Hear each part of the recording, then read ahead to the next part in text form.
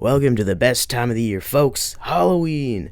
Get out your candy corn and put on your zombie makeup because this year I've decided to hook you guys up with a video every single week. Each video will have to do with the theme I've chosen for Halloween. That theme is slashers. Here's a little roadmap to pique your interest. This week will be all about slasher remakes. Week 2 is my Killer Clowns from Outer Space retrospective. Week 3 I'll be talking about slasher TV shows, and finally, week 4 I will be ranking all 8 of the Paramount Friday the 13th movies. Throughout this month I'll also be keeping a steady stream of shorts content for you, also related to slashers. If any of that piqued your interest, then stick around the channel this month. There will be no one to hear you scream.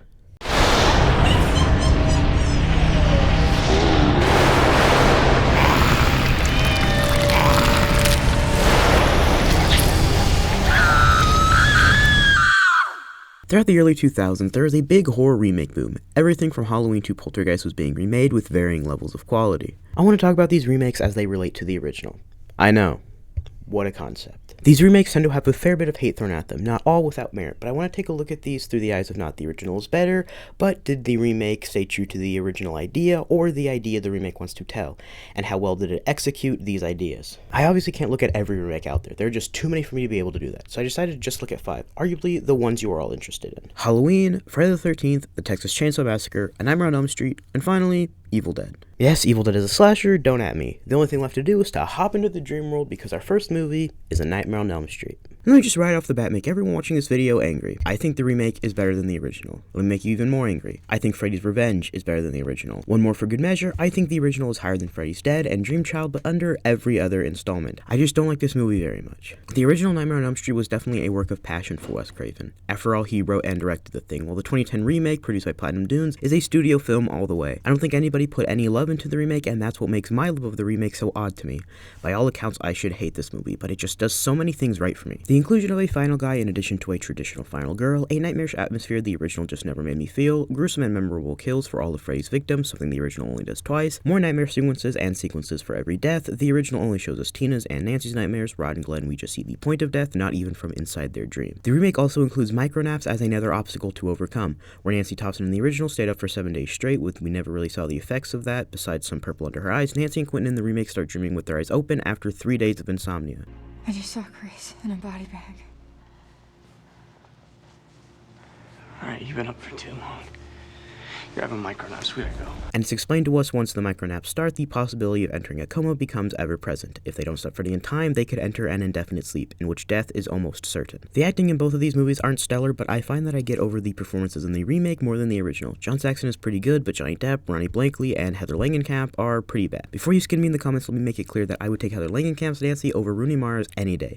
As technically not good as I think her performance is, Heather is just so charming in the role, and I can't help but like her. Screw your mess. It worked like a charm. Feel better? You call this feeling better? And what did you do? You shit.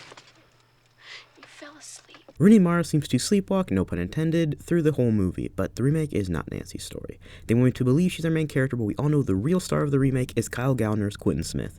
Quentin is so undeniably the main character of this movie that he was even chosen to enter the fog with Freddy in my favorite video game, Dead by Daylight. But that also leads me to the final point on why I love Nightmare Remake and not the original. It's Freddy himself. No, I don't think Jackie Earle Haley is better in the role than Robert Englund. That would be ludicrous to say. But in just the first movie, I can't find a single time I thought he was scary or memorable in any way. He runs like a goofball, constantly gives his victims time to wake up, and the actual nightmare sequences are lackluster in my opinion. It's just people running around places with Freddy jumping out around obstacles sometimes. The body bag in the hallway and Glenn's death are the parts of the original I actually like besides Heather Langenkamp. The remake fixes most of these issues for me. While I can absolutely understand why someone wouldn't like the remake and like the original, I just can't bring myself to like the original Nightmare on Elm Street. That is not the case, however, for our next movie, Halloween. All of these aren't going to be full-on reviews, by the way. I just needed to explain myself so I don't get flamed in the comments over my hot Nightmare on Elm Street takes. Halloween is a different topic, though, because unlike Nightmare, both the Rob Zombie remake and the John Carpenter original absolutely have a place to exist together. One thing a remake should do is add something to the original. Nightmare on Elm Street made it scarier and added micronaps, and Halloween adds a whole backstory for Michael Myers beyond the opening scene in the original. Yeah, the second half of the remake is just an almost shot-for-shot recreation of the original, but that gives it a breakneck pace that feels different from the slow burn of the original. The remake also gives us an absolutely terrifying terrifying version of Michael in the form of the 6'9" tank known as Tyler Mane. His performance in the remake gave me nightmares when I was younger, and he will forever be the person I think of when talking about Michael Myers. But the Laurie Strode in the original, played by the amazing Jamie Lee Curtis, is leagues more memorable and likable than Scout Taylor Compton's turn at the role. Not to knock Scout Taylor Compton, I think she did a great job with the material, but it's hard to fill in the shoes of such a legacy character, which is also a problem the Evil Dead remake had to deal with. Bruce Campbell's Ash Williams is an iconic horror character, and no one could even attempt to play Ash, nor would Bruce Campbell let anyone. So the remake decided to forego the character of Ash and give us a different final guy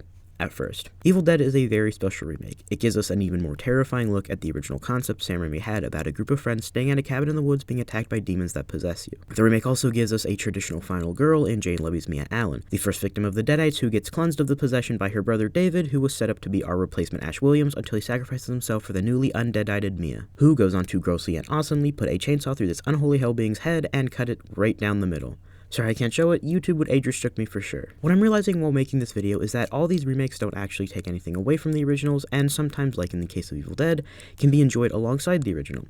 The weakest of these remakes has gotta be Friday the 13th, but the problem is, Friday the 13th is a bad series to begin with, especially the original 4, which the remake is based on. Friday the 13th was not created to be a good movie by any means, merely a cash grab riding the waves of Halloween. The only parameter that I was given when we started this project was that Halloween had made a lot of money at the box office, and we were going to rip it off.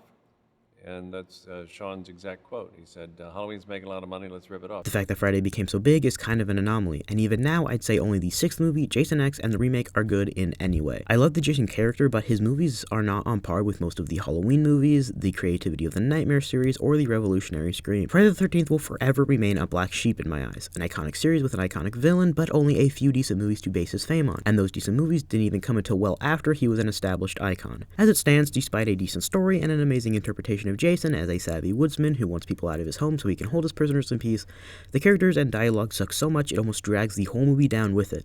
Not even Sam Winchester can help out this movie's flaws, and that's a shame. The Friday remake came so close to being my favorite Friday movie, but I guess the title will just have to stay with Jason Lives. And that brings us to our final movie, The Texas Chainsaw Massacre. The original TCM has been the subject of many essays and debates. People pick this movie apart because it's not just a horror movie, and definitely not just a simple slasher. TCM is a bona fide think piece, and if you want to dive into that aspect of TCM more, I can't recommend the Dead Meat podcast episode on it enough. When you have this historic movie, trying to remake it is a challenge. Thankfully, I think the remake definitely used the material well, and gave us a horrifying, gory movie that takes the slasher aspect of the original, and the gore that would be expected coming from a chainsaw killer and a family of cannibals, and turns it up to 11. The TCM remake is a joy to watch, and does not significantly upscale the original in any way, nor does it feel cheap or lazy. You can watch both movies back to back like I did, and still take something different out of each. And Leatherface continues to be a terrifying killer you wouldn't want to come into contact with. So, yeah. Remakes, not actually as bad as you'd think. As always, I know some people aren't going to agree with me. That's fine, and I encourage friendly debate in the comments. I think we for sure could use a new Friday reboot, and I would love a continuation of the Nightmare remake, one where Quentin can really go ham on Freddy. Next week is the Killer Clowns retrospective, so I hope to see you there. And remember,